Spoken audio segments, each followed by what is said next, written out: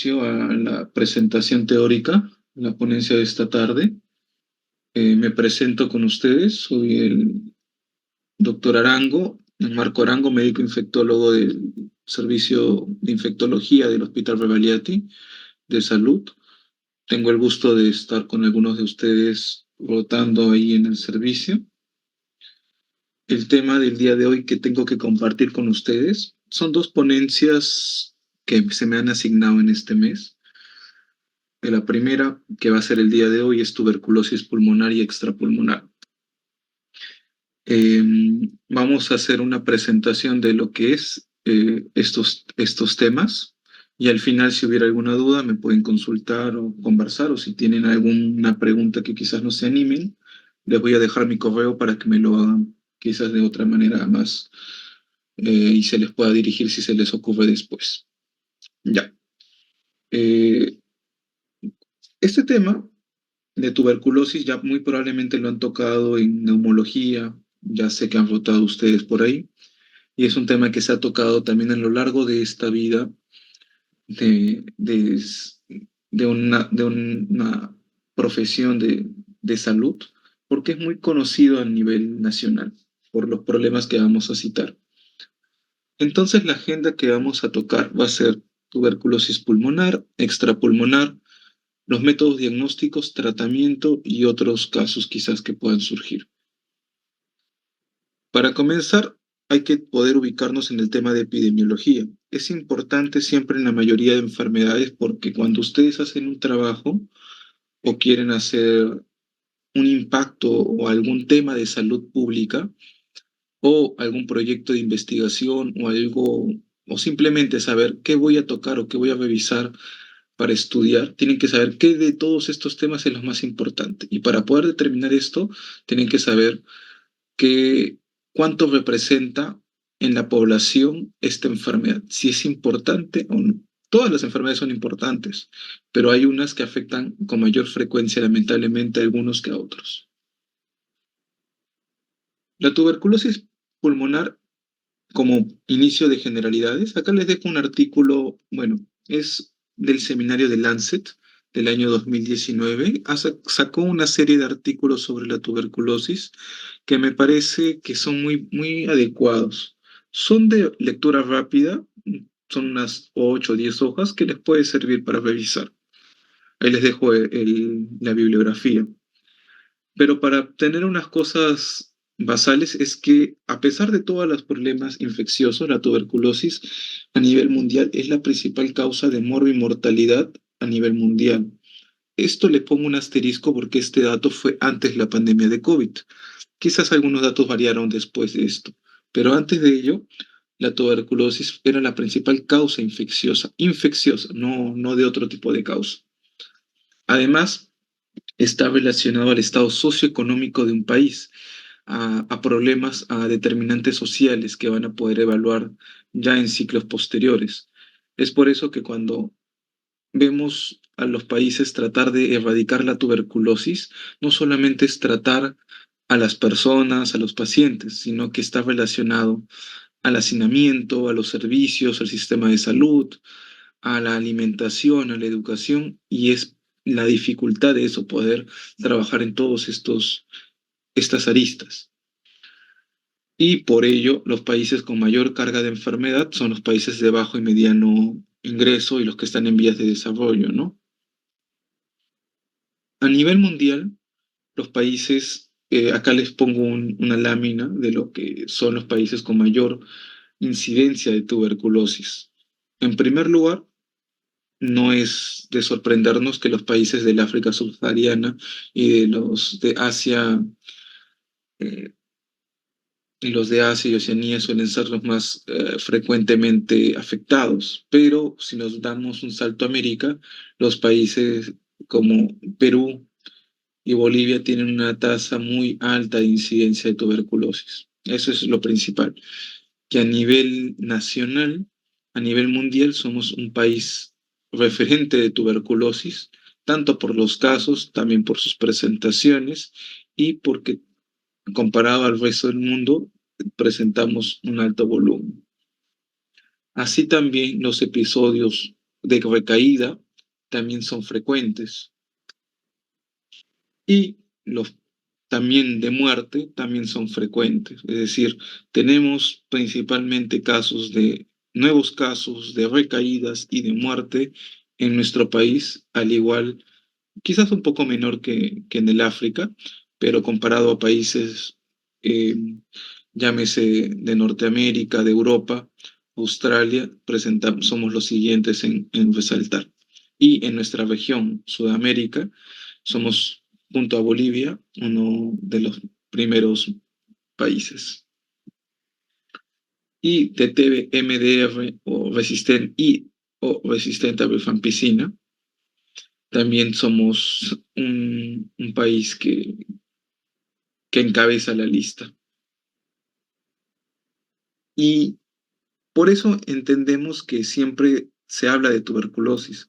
A nivel mundial somos un país altamente endémico, epidémico de tuberculosis. A nivel sudamericano también, en América somos uno de los primeros o el primero. Y a nivel nacional siempre es diferente las regiones según cada, cada valor, cada región. En Lima, Callao, Ica y en la región oriente del Perú presentan altas tasas de tuberculosis. Uno, porque en Lima lo podemos asociar por el alto volumen de la población, pero también por el alto índice de hacinamiento. Y de tuberculosis resistente, en la lámina de la derecha, podemos ver que si el simple hecho de ser un paciente de Lima le da una alta tasa que pueda ser resistente a tuberculosis. Es por eso que las preguntas de su anamnesis de dónde viene, dónde vive, el hacinamiento, con quienes vive, son importantes porque marcan puntos para que podamos decir, por contexto epidemiológico, esta persona presenta riesgo para tuberculosis. Si en algún momento no se logra ver las diapositivas porque las estoy pasando o se ha trabado, me informan, por favor. En el caso de mortalidad por TB, ya hemos visto en el slide anterior cuáles son los lugares con más alta frecuencia, incidencia de tuberculosis. En el caso de muerte por TB, la región oriente, encabezado por Iquitos, Loreto, suelen ser los que tienen pacientes con mayor número de fallecidos. Y también la región de Lima.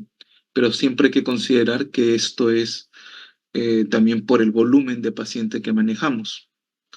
Este slide me parece interesante compartirle porque, como se darán cuenta, el número de mortalidad por TBC en el 2019 para Lima fue 131, 2020 109, 2021 115, por alrededor de los 100, ¿no es cierto? Y en el 2022 53.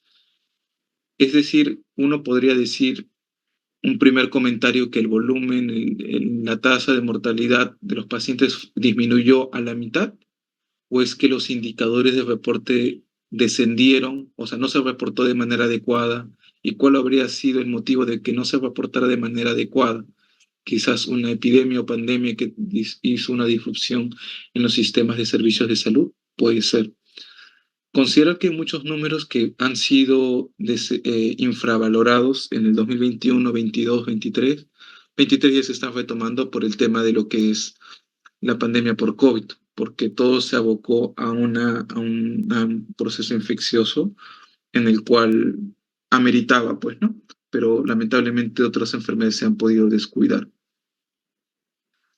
Y este slide, ya para acabar el tema de epidemiología, es que los casos ya hablamos de MDR, XDR, FR, resistente a rifampicina, pero los casos de XDR también se concentran en Lima y Callao. Es decir, ser una persona en un país de desarrollo o en vías de desarrollo o bajo nivel de desarrollo, llámese África o Perú o Bolivia, es un factor de riesgo. Estar en Lima es un factor más de riesgo de MDR. Y estar también en Lima es también factor de riesgo para tener un contacto de XDR, porque tenemos mayor cantidad de casos. Y es por eso, cuando tenemos políticas de salud, nosotros pensamos en dónde podríamos abordar. ¿Para qué sirve esto? Siempre en políticas de salud. Si tenemos una cantidad de inversión ¿Dónde vamos a abocar todos nuestros esfuerzos? En quizás en una región que no tenga casos de XDR o en una región que sí tenga los casos, porque lamentablemente es un problema. Se tiene que abocar en regiones, se debe priorizar en regiones donde tiene este problema. No se dice que no se toque los demás, sino hacerlo por prioridad, por inversión, para poder controlarlo. Si no, esto va a seguir lamentablemente diseminando. Ya pasando al contexto de microbiología, o sea, ya sabemos ahorita por qué la tuberculosis es importante en el Perú y en Lima. Porque, ¿cuál es este agente? El agente es causado por un complejo, o sea, no es solamente un solo microorganismo, es un complejo. Este complejo se llama un complejo Mycobacterium tuberculosis. Y este complejo engloba una serie de microorganismos son Mycobacterium tuberculosis, bovis, africanum, microti, entre los demás que les estoy citando. Es decir, yo decir que la tuberculosis es solamente por Mycobacterium tuberculosis no es correcto por sí mismo, es uno de los agentes del complejo Mycobacterium TB. Y esto se caracteriza porque tiene eh, algunas características microbiológicas importantes que ya lo habrán visto. Uno de ellos es el ácido micólico y el otro el lipoarabinomanano. El ácido micólico probablemente lo conocen porque es uno de los agentes o mecanismos de acción de algunos de los agentes antituberculosos que tienen que ustedes revisar. Y el lipopolisacárido y el lipoarabinomanano es uno de los métodos diagnósticos que vamos a poder ver más adelante. Son parte de la estructura del germen. No son los únicos porque no presentan, además otros microorganismos lo presentan, y tienen una característica de estos agentes que son resistentes a la decoloración con alcohol. Por eso se le llaman BAR, que son bacilos ácido alcohol resistentes. Cuando se les somete a la decoloración con alcohol, son resistentes y por eso pintan, pero no son los únicos. Es decir, si un agente, si un examen de laboratorio te dice presenta BAR positivo, uno puede decir, es TBC. Claro, porque es lo más frecuente, pero no podemos decir que es solamente por TB. Es por eso que el VAR, que se podemos determinar por la baciloscopía, no es el diagnóstico definitivo. Nos puede ayudar para empezar tratamiento, pero los exámenes directos usualmente no son diagnósticos definitivos de nada, solamente los cultivos. El crecimiento es muy lento, puede reportarse hasta 60 días, o sea, por eso yo puedo tener un VAR positivo, empiezo tratamiento, pero no puedo decir que esté hasta tener el cultivo. Y el cultivo me puede demorar hasta 60 días. Yo no voy a esperar 60 días para empezar de tratamiento en este caso, sino que puedo empezar de manera empírica y con esto ya lo defino. La transmisión es por aerosoles, gotitas y fluch. Es por eso que si ustedes ya deben de haber revisado cuáles son los mecanismos de transmisión de agentes infecciosos. Uno de los mecanismos son los aerosoles. Ya, es por eso que cuando nos enfrentamos a TBC, la indicación es un método que nos proteja contra aerosoles. Acá vendrá la pregunta. Entonces, vestirme como se hacía en la pandemia de COVID con un mameluco, guantes, todo eso, ¿me protege? No, porque esto, lo que me protege, necesito un respirador N95 y o similar y o superior para que me pueda proteger contra aerosoles. Si no tengo la exposición de TBC, no tendrá sentido utilizar aerosoles. Cuando uno se tiene contacto con este germen, tiene estas opciones de presentación. Puede curarse inmediatamente si tu sistema inmunológico es adecuado. Yo me puedo infectar hoy día con este agente, pero mi cuerpo está adecuado y lo elimina. Bien, tengo otra presentación en que me enfrento a esta agente, pero mi sistema inmune no está adecuado totalmente. No sé, estoy con diabetes y alguna enfermedad primaria y me enfermo, tengo tuberculosis primaria, o puede que mi sistema inmune esté más o menos y lo limita, no hace enfermedad, pero hace una infección latente, es decir, lo guarda en complejos, lo esconde en el cuerpo y lo puede esconder en cualquier lugar. Y esta infección latente puede quedarse latente toda la vida y fallecer uno por otra cosa, por un infarto, un cáncer o porque me atropellaron, o reactivarse porque lamentablemente me dio diabetes después, me inmunosuprimí y por lo tanto se reactivó. Me dio cáncer, me dieron quimioterapia, me dieron un inhibidor de interferón, o me dieron algo y todo esto se reactivó y por lo tanto presenta una enfermedad secundaria, usualmente. Usualmente la enfermedad primaria en personas jóvenes, niños, adultos jóvenes, reactivación usualmente en casi la mayoría de nosotros, en ustedes, adultos jóvenes, adultos mayores, personas mayores. Esto es lo que les comentaba. Usualmente la infección puedes uno tener contacto, eliminarlo de manera adecuada cuando tu sistema inmune está adecuado. Puede que no lo sea de manera adecuada y lo guarde en complejos, se forma granulomas, hace una infección latente y si no pasa nada con tu cuerpo, todo va bien, pero si presentas algo que te inmunosuprima, puede volverse a activar. Es por eso que es importante preguntar los antecedentes. Puedes presentar una enfermedad subclínica, que eso ya es un tema más de especialidad cuando tienes positivo pero no presentas síntomas, o ya una enfermedad activa por sí mismo. Entonces, para redondear esto, entendemos que después de la infección primaria, que es el primer contacto con TB, el 90% casi de las personas controlan la infección, lo eliminan. Eh, pero hay un pequeño porcentaje que pasa en una fase latente, o sea, se queda guardado en algún centro de nuestro cuerpo. Esto se puede dar en cualquier momento de nuestra vida, se puede reactivar. Inmunosupresión, estrés, enfermedad, múltiples cosas. ¿Ya? Y un pequeño porcentaje de la infección primaria puede desarrollar concomitantemente infección secundaria.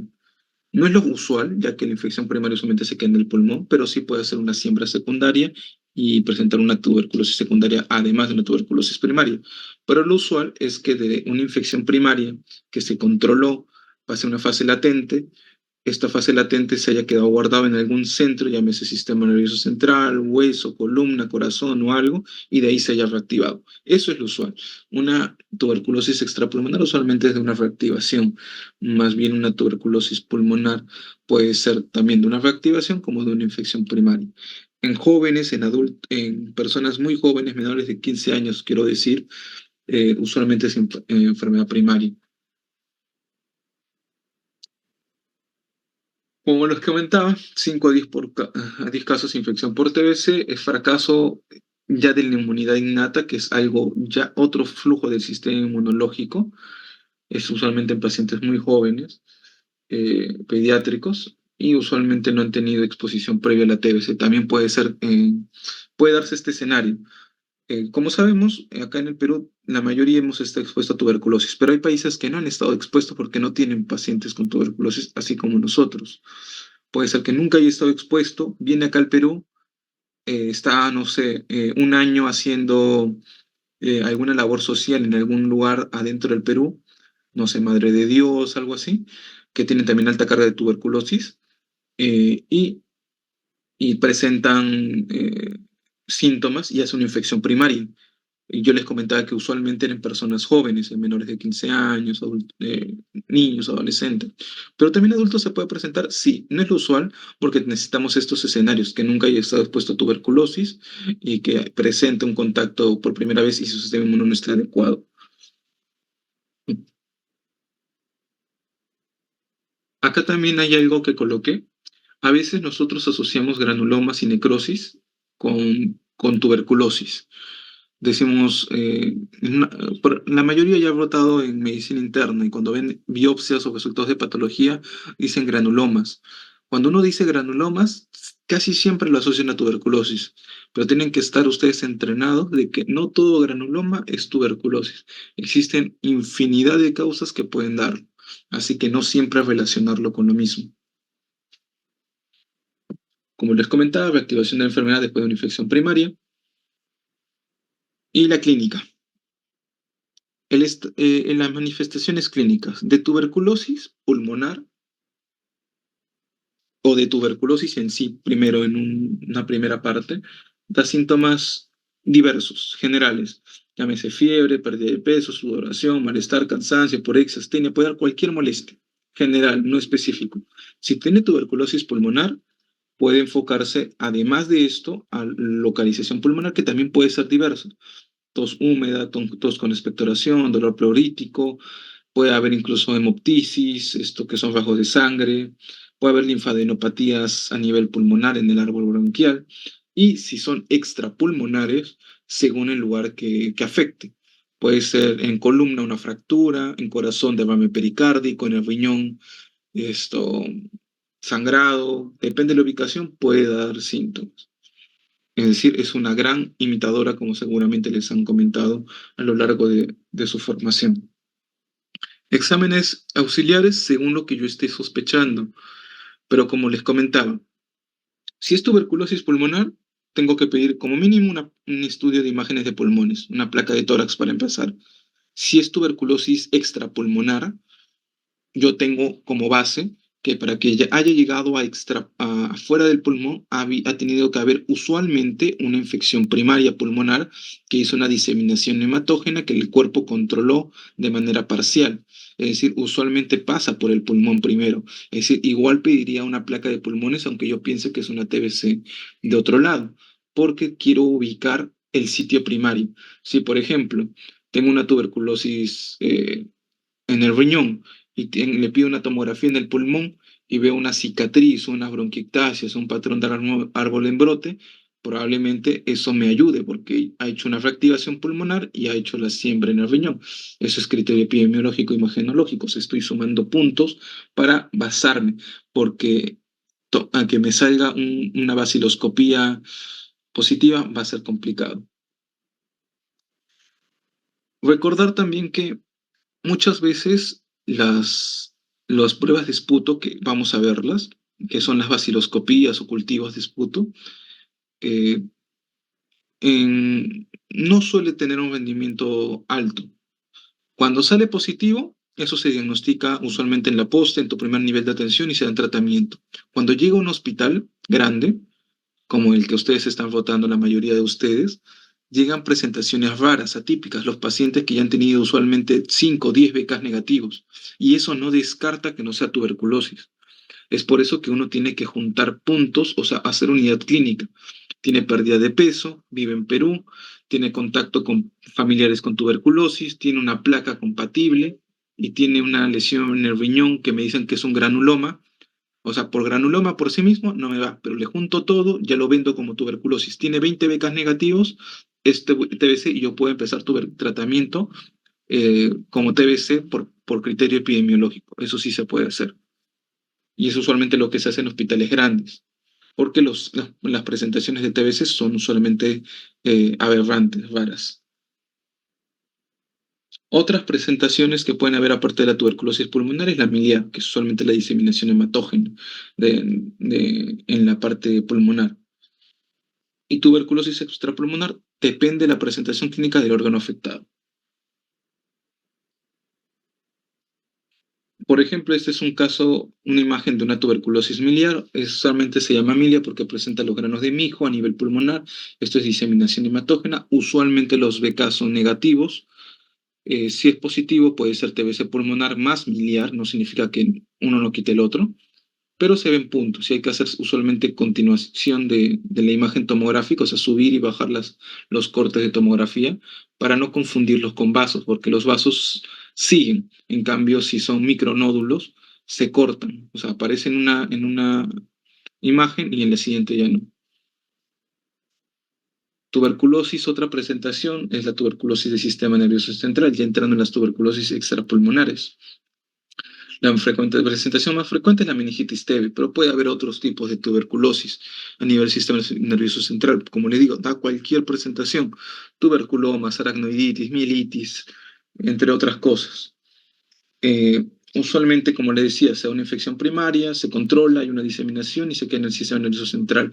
Acá los focos se llaman focos de Rich y en algún momento, si todo está bien, no pasa nada, pero si suele reactivarse, puede haber una ruptura, puede haber compromiso, se puede esto vaciar en el tema del líquido cefalorraquídeo y ocasionar compromiso del sistema nervioso central o comprometiendo los pares craneales y ocasionando problemas.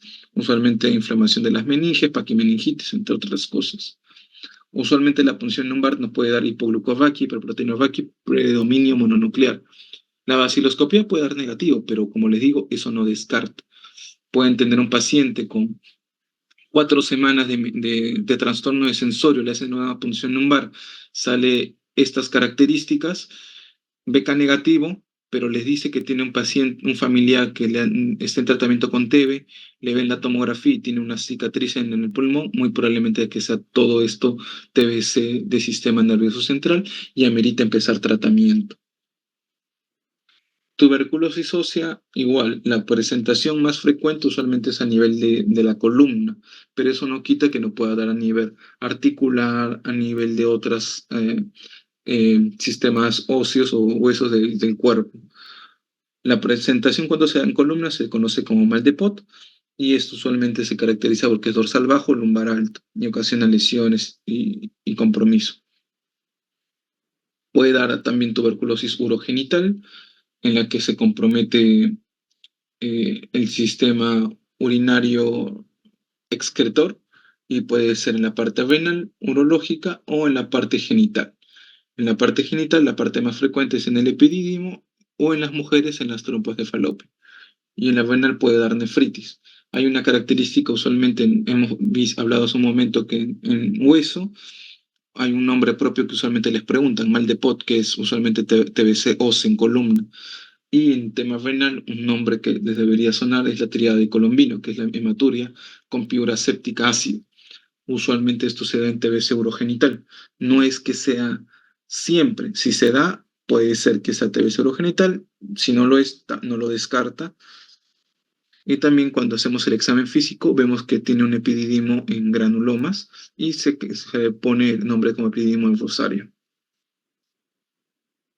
Otra presentación que es una de las más frecuentes, por no decir la más frecuente, es la TBC eh, ganglionar. Principalmente pulmonar es de todas, de lejos la más frecuente, y de extrapulmonar es la ganglionar. Y esto presenta una característica anteriormente conocida cuando se da a nivel de la cadena ganglionar cervical como escrófula, pero puede afectar cualquier ganglio y a veces puede confundir con un síndrome linfoproliferativo. Puede dar también TBC pericárdica, que ocasiona una pericarditis constrictiva y se tiene que hacer sospecha.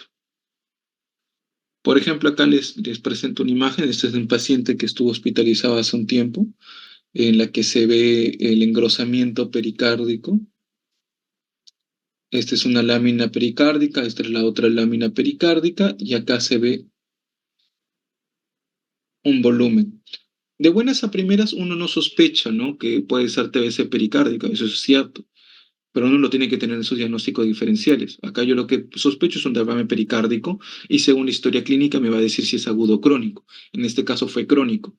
¿Cuál era la indicación? Hacer una ventana pericárdica, un corte y drenarlo y mandar a cultivo.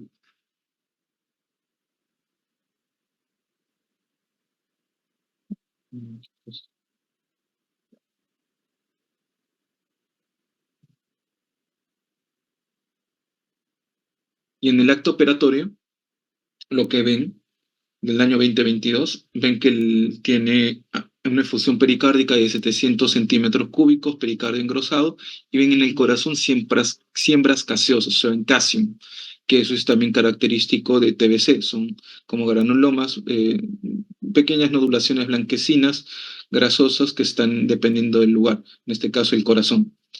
Eh, Se le tomó muestra y cultivo y con estos uno se hace sospecha.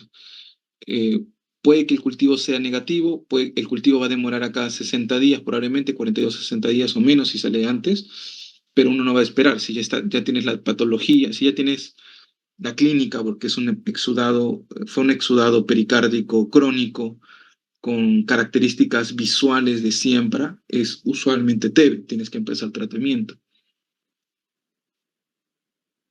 Más aún porque acá en Perú estamos altamente con bastante carga de TBC. Otra cosa fuera en otros países en los que no hay TBC. Entonces ahí, si no hay TBC, ¿por qué tendría que sospechar de buenas a primeras? Usualmente no tendría que. También hay TBC gastrointestinal que puede comprometer cualquier parte del tejido del tracto gastrointestinal, pero principalmente en el nivel de intestinal, el lugar más frecuente que usualmente les consultan es la área ileocecal. Hay pacientes que vienen con dolor en fosa ilíaca derecha, hacen examen físico, tienen signos de rebote, piensan que es una apendicitis, entra el cirujano a operar y ven, y esto tiene siembra en granos de mijo y es TBC extraperitoneal, extrapulmonar, TBC de válvula peritoneal con siembra y solamente hay que cerrar. O ganglionar, puede haber puros ganglios en el abdomen o en el peritoneo también. Clínica, dolor abdominal. O sea, la clínica siempre se va a relacionar al sitio que tú sospechas y los demás síntomas son generales. Fiebre, pérdida de peso, dolor, malestar, entre otros. Acá en el examen de la laparoscopía se evidenció lesiones, pues no granos de mijo a nivel de todo el peritoneo. Y estos son algunos casos de TBC extrapulmonar que les quería compartir. Por ejemplo, este es un paciente que se fue en este año, pero si se puede ver, probablemente no. Les comento, esto que estoy marcando es el psoas. Usualmente está al costado de la vértebra. Pero si se dan cuenta, a nivel izquierdo, porque esto es en imagen, acá hay una tumoración que al lado derecho no está. ¿Y qué es eso? Si nosotros bajamos a nivel lumbar bajo sacro, vemos también que luego aparece en el lado izquierdo. Y si nos damos cuenta, las vértebras están destruidas. Usualmente la vértebra debería ser como en la primera imagen superior izquierda, todo bonito con una curva. Pero acá hay trayectos de hueso fracturados. O sea, acá vemos una colección, una masa a nivel de psoas bilateral con destrucción de hueso.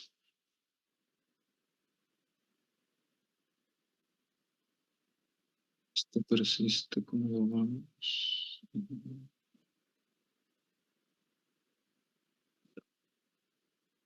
Acá hay otro caso en el que se ve una cicatriz o un pequeño infiltrado pulmonar derecho. Este es del paciente anterior.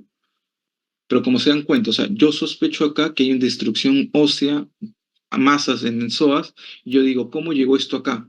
Yo ya sospechaba que podía ser tuberculosis, entonces tengo que buscar pulmón, porque para que haya llegado a este lugar es porque usualmente pasa pulmón. Le pido una placa o una tomografía de pulmón sin contraste y veo un infiltrado pulmonar en ápice izquierdo y en el lado derecho. Y esto usualmente es sugerente. Esto es una resonancia del paciente y se ve la espondilodicitis que compromete columna. Le hago una prueba molecular que es GeneXpert y sale positivo para Mycobacterium TB. Es decir, uno tiene que tener la sospecha para poder pedir las pruebas. Este es otro caso en la que se conoce como escrófula, en el que se da la lesión a nivel de cadena cervical, se da destrucción y sale contenido eh, seropurulento, seroso, puede haber muchas características, pero le haces biopsia y sale granulomas con cuerpos tipo lanjas, compatibles con TBC y lo demás. Y empiezas tratamiento. Este es otro tipo de prueba que podemos ver, es un TB-LAM, que eso es lo que vamos a conversar. Por ejemplo, esto es lo que vamos a ver un poco más adelante en métodos diagnósticos, pero es lo que le decía, Tevelam es del hipoarabinomanano, y como se acordarán hace un momento, el hipoarabinomanano es una parte de nuestro agente. Este es un tipo de prueba que se hace en orina, pero solamente tiene indicación en algunos pacientes, en pacientes usualmente VIH positivos con CD4 bajo, en los demás pacientes no tiene utilidad, no está validado. Pero si tú lo sabes ubicar bien al paciente, le puedes pedir la prueba, sale positivo y puedes ayudar a tu diagnóstico. Este es otro caso de, por ejemplo, esta es una paciente, era una paciente mujer de 16 años. Esta paciente vino hace un par de semanas por consulta externa y la historia era curiosa. Esta paciente fue a consulta de traumatología porque tenía dolor en la mano derecha y le había salido como un granuloma, un quiste sinovial. El traumatólogo lo vio por consulta externa y lo programó para cirugía, para exéresis del tumor aparentemente benigno.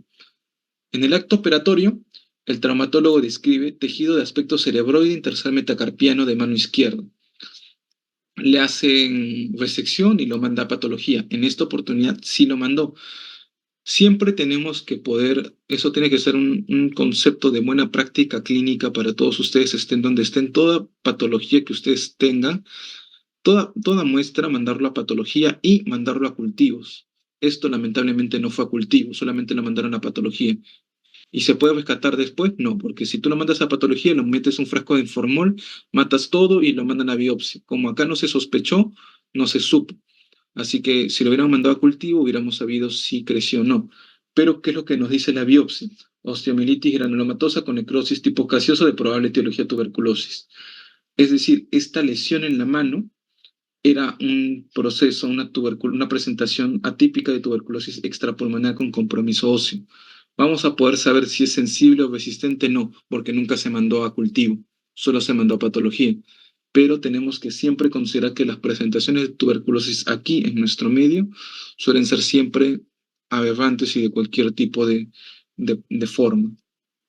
Otra forma de escrófula, esta ya está en resolución. Esta es otra prueba de expert. Y bueno, con eso eran los casos de TBC pulmonar y extrapulmonar. Ahora completando la parte de métodos diagnósticos, porque ustedes ya tienen la parte de que TBC es predominante en el Perú. Sé que hay presentaciones pulmonares y extrapulmonares raras. ¿Cómo puedo hacer para diagnosticarlo? Tengo que entender que los métodos diagnósticos para tuberculosis activa se dividen en métodos microbiológicos directos y cultivos, métodos inmunológicos, la inmunocromatografía, moleculares como el PCR que ya les presenté hace un momento, método de sensibilidad de drogas, DOTS, proporciones. Cada método tiene un pro y tiene un contra, pero tenemos que acordarnos de acá algo. Les comenté hace un momento, el método diagnóstico de elección definitivo es el cultivo. ¿Por qué? Porque si crece el cultivo es porque está el microorganismo, sí o sí. Si no crece, no significa que no esté, no significa que no lo sea. Es por eso que tenemos que entender el cultivo. Si es positivo, es; si no es, no lo descarta. Baciloscopías. La baciloscopía es lo que ustedes comúnmente conocerán en los servicios, escucharán el BK, baciloscopía, BK directo. Recordar que todas estas pruebas se pueden hacer de cualquier tipo de muestra, de esputo, heces, orina, pericardio, hueso, pulmón, de cualquier cosa de cerebro. Solamente es mandarlo. A veces uno tiene el falso conocimiento de que solamente se puede pedir de esputo, y eso está mal, se puede pedir de cualquier tipo. Lo bueno de la baciloscopía es que es simple, lo puedes hacer en tu posta, no te vas a someter, no necesitas un laboratorio de alta calidad porque el riesgo de contaminación es de bajo costo, necesitas una lámina, un extendido y nada más, y puede emplearse en el primer nivel, es lo que se hace en casi todas las postas. Desventaja es que usualmente es insensible, necesitas como mínimo 5.000 bacilos para ser detectado. O sea, si tienes 2.000, no se va a detectar, muy probablemente que no. No significa que no sea, sino que no lo detecta. Necesita una muestra de buena calidad. A veces la gente no sabe botar esputo. Y como no sabe botar esputo, porque tiene sus indicaciones de cómo hacerlo, no bota comida, bota saliva. Y también tenemos que considerar que puede ser de cualquier tipo de muestra. Limitaciones. Como yo les decía, acá que me dice la muestra cuando tú pides una baciloscopía, te va a decir BK o VAR positivo. Una, dos, tres cruces. Es lo que te pone, según el volumen de VARs, que son bacilos ácido alcohol resistentes detectados. Pero ellos te detectan si está vivo o muerto. No. Solo te dice que hay un VAR. No sabes si está vivo o muerto, solamente sabes que está un VAR. Otra limitación, cansancio del personal. Vas a tener al personal viendo una, dos, tres láminas. Imagínate que en un mundo ideal ven 25 por turno. Sinceramente verán 25, acá yo imagino que verán 100 por turno. Después del número 50 ya no jalarán más y se agotarán y ya pasarán, porque tienen que ver una número cantidad de campos. Y no se puede distinguir entre las micobacterias. Como les decía, existen muchos tipos de micobacterias. Solamente del complejo hay más de 4. Hubo un estudio en el que se demostró que mientras más vaciloscopías pedías, aumentabas o mejorabas el rendimiento de la captación de diagnóstico. Es por eso que usualmente se pide 3 a más BKs, ¿ya? Pero esto es solamente con vaciloscopías, ¿ya? Algo que tienen que tener en cuenta es algo que les voy a comentar acá. También el método de tinción, lo que usualmente hacemos es tinción de Sid-Nielsen, que se ve como es en la figura de arriba, pero también hay otra tinción de fluoresceína. no se hace de manera usual. También la toma de muestra. Uno puede botar el esputo, como yo les decía, yo le doy, me entregan a mí, sabe que doctor, bote esputo porque quiero hacer una prueba. Si no tengo tos o no tengo flema, voy a botar lo que pueda, quizá va a ser saliva y no va a ser útil. Entonces, ¿qué se hizo? ¿Cómo puedo hacer que la persona tosa o bote una buena muestra? Nebulizándolo con suero salino. Antes, o bueno, hasta ahora también se puede hacer con una broncoscopía. Se hace una broncoscopía, se hace un lavado y se toma muestra. No quiere toser, entonces lo obligo a toser metiendo en un aparato para que hacer un lavado. Pero eso es muy invasivo. Tiene riesgos, como todo, y es introducir un aparato, perder turno. ¿Qué es más fácil? Se compara una nebulización con suero salino al 3%, que eso te irritaba la garganta y hacía que la persona bote, por así decirle, flema desde el último bronquio alveolo que tuviera. ¿Ya? Al votar todo esto, mejoraba el rendimiento, incluso se comparó y fue superior en algunos casos al lavado bronquialveolar. Es por eso que incluso cuando voten en neumo, o ya votaron, un esputo inducido con suero salino es también un método diagnóstico que se puede hacer, eso se puede hacer en tu post, pero lo malo es que aerosolizas. Botas, este es un ambiente especial, usualmente es un cuarto con buena ventilación. Esto se dejó de hacer en estos 2 últimos años por el COVID y todo eso. Pero esperemos volver a retomar. Después tenemos que entender que, esto es lo que les comentaba, ¿no? El sput inducido con el lavado bronquialveolar en este estudio fue mucho mejor en números crudos que el lavado bronquialveolar.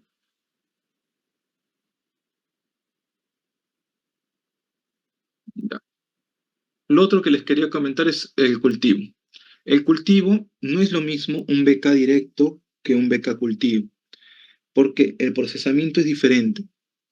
Y como yo les digo siempre a los residentes, a los doctores que pasan visita con nosotros, a los externos cuando nos acompañan, ¿no? O internos, es lamentablemente la ley del menor esfuerzo.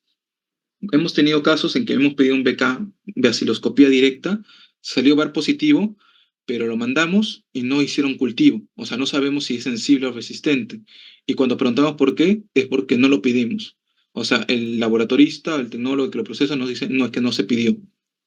Es como que a pesar de tener el VAR positivo, se perdió la muestra porque no se pidió. Y nosotros, o sea, es un error de ellos porque no lo procesan y es un error de nosotros porque pensamos que todos van a trabajar adecuadamente. Nosotros no tenemos que asumir eso, no tenemos que dar por hecho nada. Por eso ustedes deberían siempre pedir beca cultivo para ir de frente a evitar esos problemas. Uno, porque es un método diferente de procesamiento que mejora el rendimiento de un beca directo. Y lo otro, que si es positivo, va a ir a beca cultivo. Lamentablemente, la ventaja es que es el método definitivo de diagnóstico. Mayor sensibilidad. Solamente necesito 10 bacilos comparado al anterior que necesitaba como más de 50.000, 5.000 por mililitro. Puede detectar fallas al tratamiento, porque el VAR puede ser positivo, o sea, la vaciloscopía el primer, segundo mes, pero como yo les dije, no detecta si el bacilo está vivo o muerto. En cambio, puede ser un VAR positivo y cultivo negativo. Significa que el paciente vio VAR positivo, el tecnólogo vio VAR positivo, pero eran bacilos muertos, porque cuando lo mandó a cultivo no creció nada porque se murieron todos.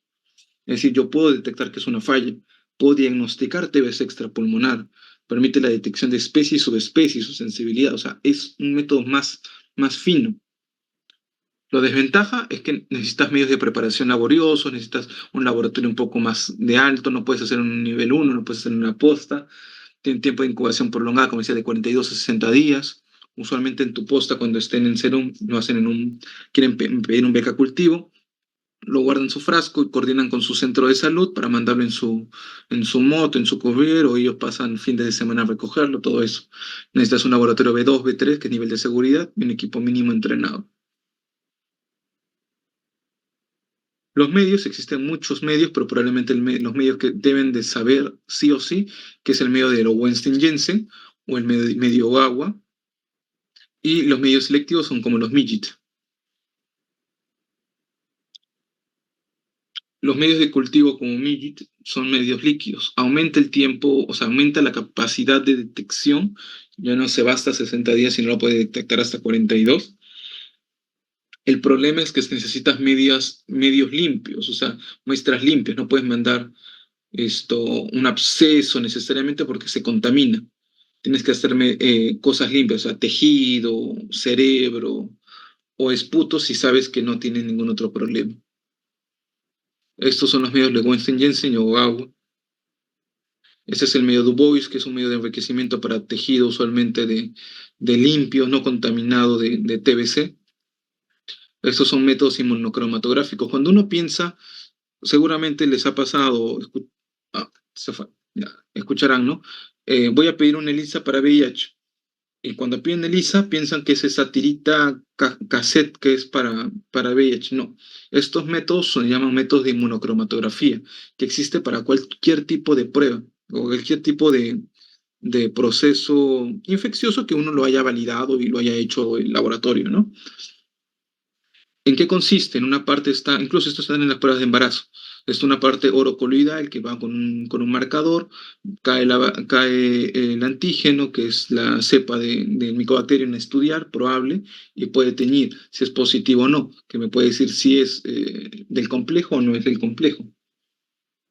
Y en el caso, en este caso, que es inmunocromatografía para detectar si es Mycobacterium, porque como les he dicho, hay Mycobacterium del complejo tuberculosis, pero como así hay Mycobacterium del complejo, hay Mycobacterium no del complejo, o sea, del otro lado. ¿Y cómo voy a diferenciar entre uno y el otro?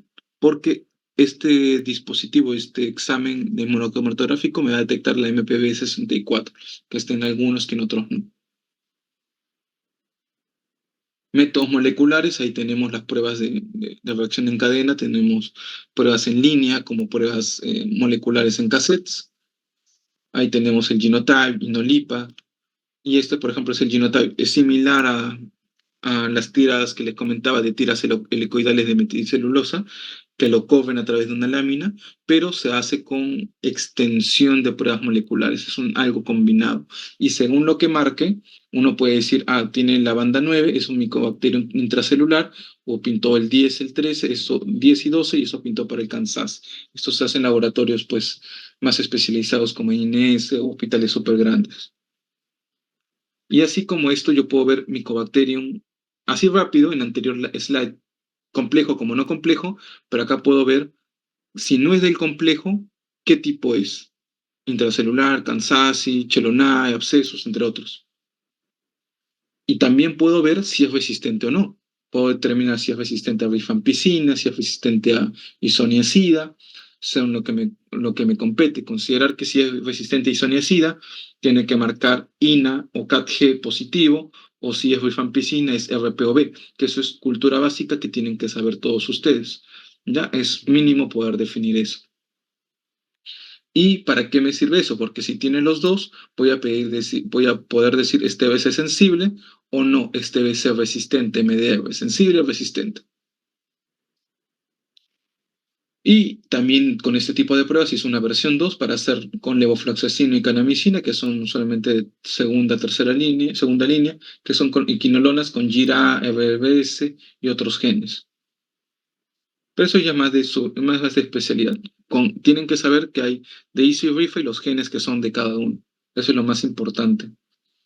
Y ahora los métodos moleculares pueden ser estos métodos que hemos visto, el problema es que necesitas un ambiente limpio, o sea, necesitas un laboratorio súper elevado, nivel 2, 3, necesitas un ambiente limpio que no se contamine, porque si se contamina ya se hace una reacción cruzada y todo es un problema. ¿Cuál es el beneficio de esta otra prueba molecular, de este otro método molecular? Que es eh,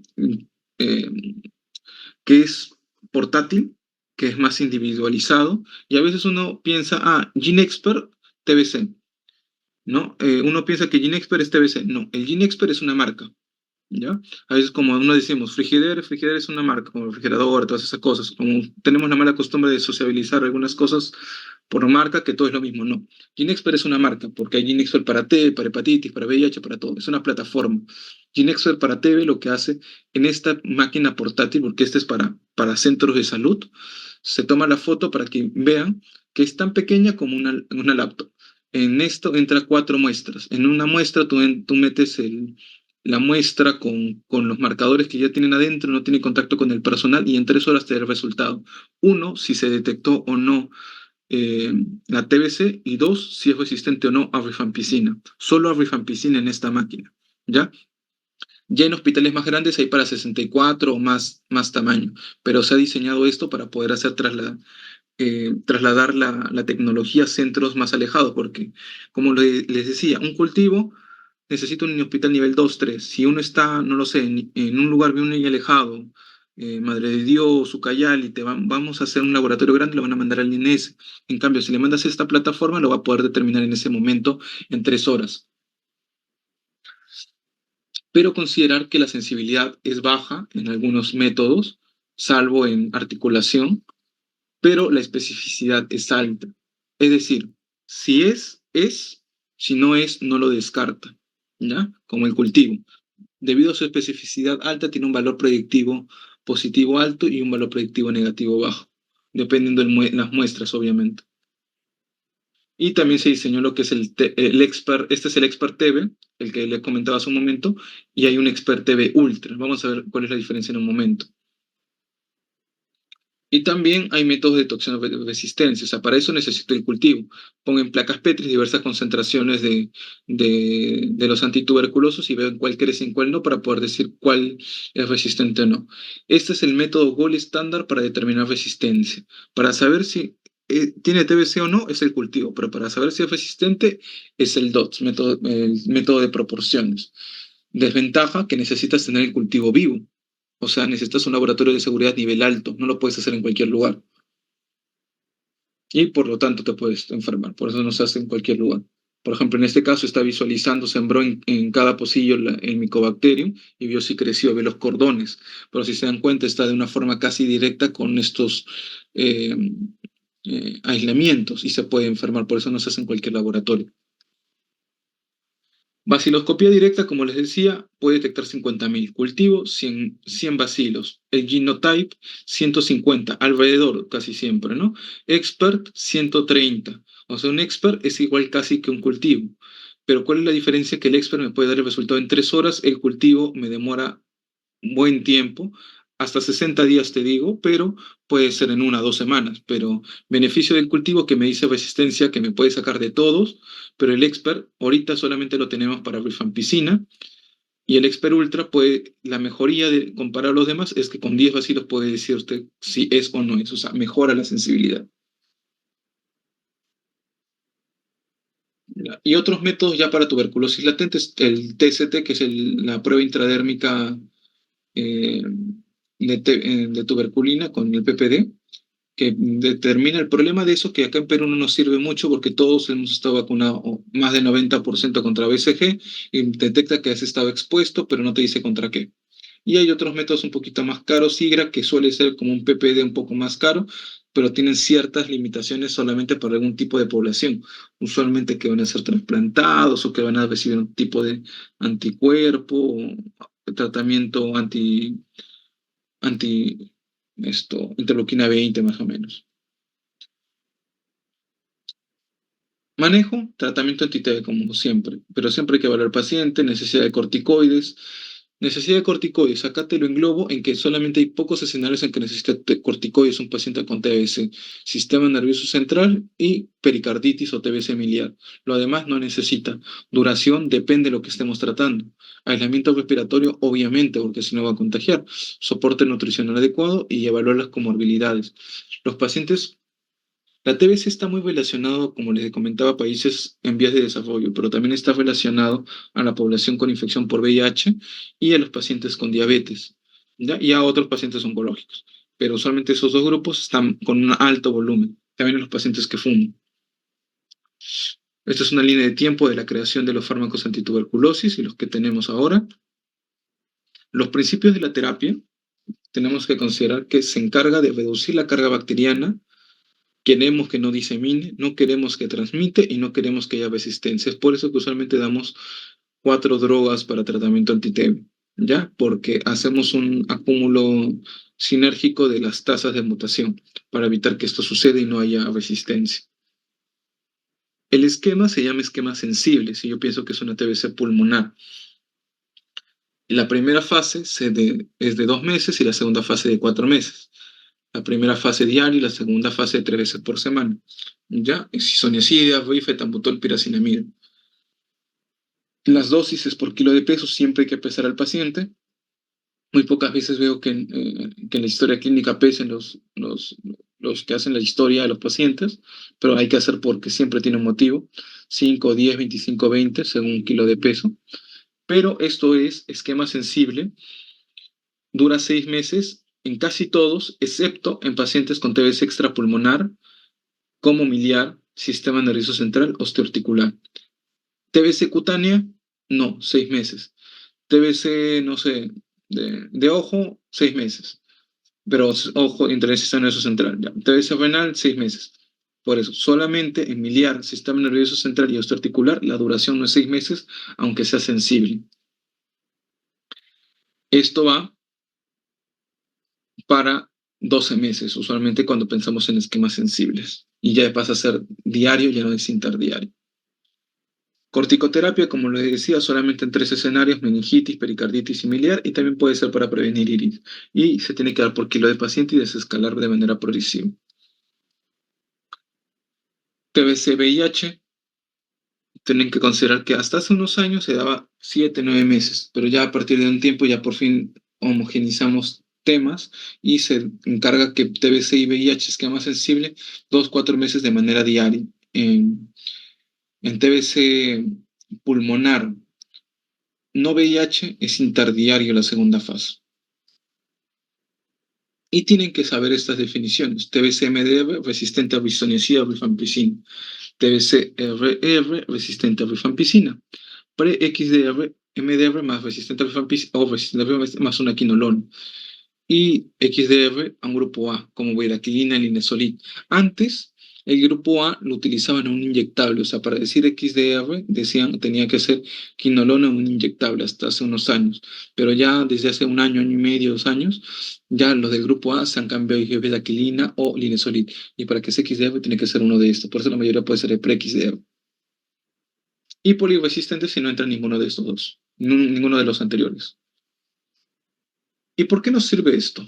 Esa es la clasificación que les decía, ¿no? Hasta antes, el grupo 3 podía ser quinolonas y también entraban aminoglicósidos grupo 2. Pero miren, los aminoglicósidos pasaron de grupo 2 2016 a ya no estar ni siquiera hasta el final. Ni siquiera acá lo ponen amicacina grupo C. Ya lo bajaron porque ya no sirve. Hay otros fármacos mucho mejores. ¿Ya? Y esto es lo que ahora actualmente se usa. Acá, del único aminoglicósido que queda es la micacina. Los demás son los que les presento para decir que es resistente. Cuando ya es MDR, ¿qué opciones tener? Resistente a esquema esto, resistente a isoniazida, tenemos que utilizar pues otro fármaco.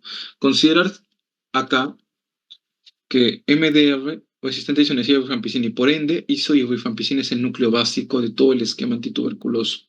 Y de ellos dos, la rifampicina es mucho más valioso, porque, miren, la TBC resistente a rifampicina o TBC-MDR se trata igual. Es decir, eh, si es TBC sensible, 6 meses; si es TBC resistente a isoniazida, puedo cambiarlo como 6 meses con otro cambio, le cambio ISO por levo y ya. Pero si es TBC resistente a rifampicina, ya lo debo de tratar como TBC-MDR y por lo tanto se me van los meses, que pueden llegar hasta dos años incluso. Y es por eso quizás que el GeneXpert de TBC-MDR más lo testean para resistente a rifampicina, porque si es resistente a rifampicina, ya fue y tengo que pasarme de frente a esquema MDR. En cambio, si me sale que es sensible a rifampicina, puedo seguir con mi esquema sensible. ¿Puede ser resistente a isoniazida? Claro que sí. Por lo tanto, debo de seguir igual con mi cultivo. Si sale resistente a isoniazida, tengo que cambiarle en el momento próximo, cuando me lo informen, al levofloxacino y seguir. Y como monitoreo, como se imaginarán, muchos pacientes nos preguntan: doctor, ¿tantas pastillas no nos afectan? Claro que sí. En un paciente más de 60 kilos, usualmente son 3 pastillas de isoniazida, 2 cápsulas de rifa, 3 de piracinamida, 3 de tambutol y una vitamina que es la piridoxina, o sea, 12 pastillas. Si te dicen, ¿no me afectará el estómago y el hígado? Obviamente que sí, pero uno tiene que valorar riesgo-beneficio. El RAFA más frecuente es el gástrico, porque les afecta a todos el estómago, gastritis, intolerancia, pero tienen que tomarlo. Pero de los que más tenemos que hablar es el RAFA hepático. RAFA es la definición de reacción adversa a fármaco antituberculoso. Y cada medicamento puede darnos un evento adverso. Así que nosotros tenemos que poder saberlo y leerlo. Esto sí tienen que aprenderse y poder determinar como mínimo los más importantes. Eh, de todos ellos, empezando por ejemplo con el esquema sensible, tenemos isobrifapiretambutol. De esos cuatro, el más hepatotóxico es la piracinamida. O sea, la piracinamida es el que usualmente, si yo tengo hepatitis con fármaco antituberculoso, piracinamida es mi principal sospechoso. No el único, pero tengo que suspender todo. Rifampicina y isoniazida también me da hepatitis. No suelen ser más frecuentes, pero tengo que sospechar. Y la rifampicina solo me da hepatitis colestásica con elevación de fosfatasa alcalina. La isoniazida me da neuropatía periférica y esas cosas. El etambutol no me causa hepatitis, es una pregunta que siempre se hace. ¿Cuál de estos cuatro fármacos no me causa patrón hepatotóxico? El etambutol. Y el RAF hepático, lo primero que se tiene que saber es la definición. Es elevación de transaminasas más de 3 veces con síntomas o más de 5 veces sin síntomas. ¿Ya? Eh, si tiene una de estas dos, es definición del RAF hepático, ¿cuál es el manejo? Suspende tratamiento. Suspendes tratamiento y esperas a que se normalice y empiezas a retarlo. Si, por ejemplo, el RAFA fue hepático, yo sospecho que es piracinamida, empiezo con quién? Piracinamida, no lo reto. Etambutol puede seguir dosis completa porque no, etambutol no es hepatotóxico. Entonces me quedaría vetar isorrifa. Lo que hago con isorrifa es isoniazida 50, 100, 300 y al tercer día control de perfil hepático. Si está bien, sigo con rifampicina. 75, 150, 600, si está bien, quedo ahí. Isorrifa, etambutol y la droga que aparentemente no vete debe ser la sospechosa. Si en alguno de estos pasos se quedó o se elevó el perfil hepático, es porque esa droga fue y ya no lo reto, lo quito y pruebo con los demás. ¿Por qué están las cuatro drogas y el tambutol no lo reto? Porque a veces puede haber problemas de otro tipo no hepático, ¿no? Rafa, de otro tipo de eventos. Pero usualmente el tambutol no se reta si es rafa hepático. Y como conclusiones, ya para terminar esta presentación, es que la tuberculosis presenta una es súper diversa, tiene presentaciones típicas como un paciente tosedor de más de 2 semanas, pérdida de peso, vive en hacinamiento, no sé, en un cerro, que no entra, que viven con 20 personas, no tienen agua, desagüe, tienen todos sus vecinos con tuberculosis y no tiene seguro social, no tiene SIS, esto consume droga y además tiene VIH, debe ser. Es una presentación típica. O atípica, como la jovencita que les presenté, una jovencita que iba al colegio de no sé dónde, eh, que tiene servicios básicos, familiares que se alimentan bien, tiene seguro social, va a atenderse por un quiste aparentemente de la mano y sale que es una TBC extrapulmonar y con un granuloma en la mano y hay que darle tratamiento. Suele ser así. El diagnóstico, el estándar de diagnóstico es el cultivo, pero con eso no necesariamente empiezo tratamiento. Yo con la vaciloscopía puedo empezar tratamiento. Con el BK concentrado, que es la primera parte del cultivo, puedo empezar tratamiento y esperar el cultivo. Pero recién solamente con el cultivo puedo decir si es o no es Mycobacterium tuberculoso del complejo, si es o no resistente y a qué drogas es o no resistente. ¿Ya? Las vaciloscopías se hacen mensuales, el cultivo también se hace mensual, porque como les digo, puede ser, yo le empiezo tratamiento el primer mes sale BK positivo, vaciloscopía, y cultivo pendiente, porque el cultivo demora, yo no voy a asumir que es falla, porque el cultivo puede decir que está positivo, pero son bacilos muertos. Tengo que seguir primer, segundo mes, y cuando el segundo mes ya me venga el cultivo del primer mes y me dice que es negativo, excelente. Puede ser BK positivo por bacilos muertos y cultivo negativo, significa que estoy en éxito. Y tengo que saber todos los métodos diagnósticos porque con eso yo puedo darle un mejor uso y definir mi tratamiento y poder acortar tiempos. Y eso sería todo. Esos mis datos por si hay alguna consulta más. Bueno, ya se acabó la presentación. No sé si hay alguna duda, consulta con los presentes. Doctor, disculpe, De acuerdo al tratamiento, cuando la paciente es gestante, ¿cómo se procede? ¿Se suspende? ¿Solamente se da hay un esquema especial? ¿Solo se da algunos tratamientos? ¿Cómo varía en ese caso?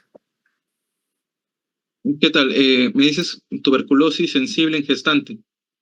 Sí, doctor. Ya. Igual, ¿no? Tuberculosis sensible en gestante podemos empezar el tratamiento anti-TB. Mismo esquema, no se suspende, se debe continuar.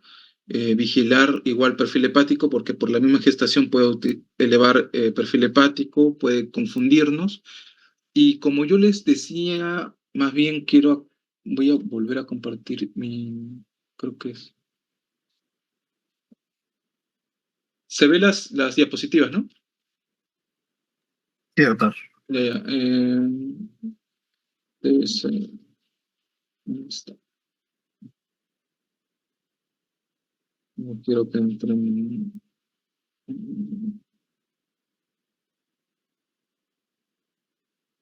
Ya, ok. Esta parte quería aclararles ahora viniendo a tu pregunta. Elevación de transaminasas, pero basados en su valor basal. Por ejemplo, si antes de empezar tratamiento anti-TB, la gestante tenía 80, su valor basal debería ser 80. Es decir, 80 por 3, 240 con síntomas, 80 por 5, 400 sin síntomas. O sea, siempre tenemos que saber el valor basal del tratamiento. ¿Ya? Eh, Eso quería aclarar. Pero sí, hay que continuar tratamiento y darlo. ¿Alguna pregunta más?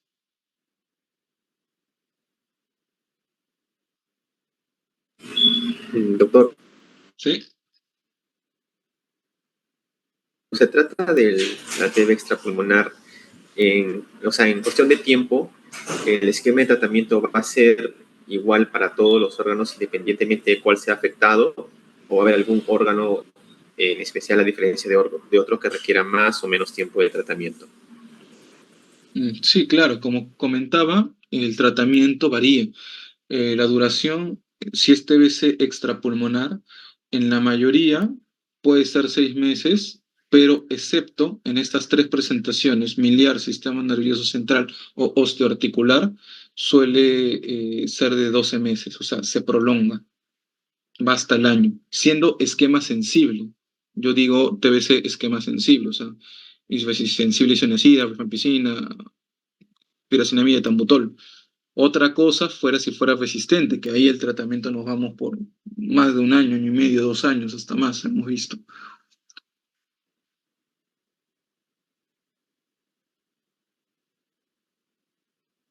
Ya.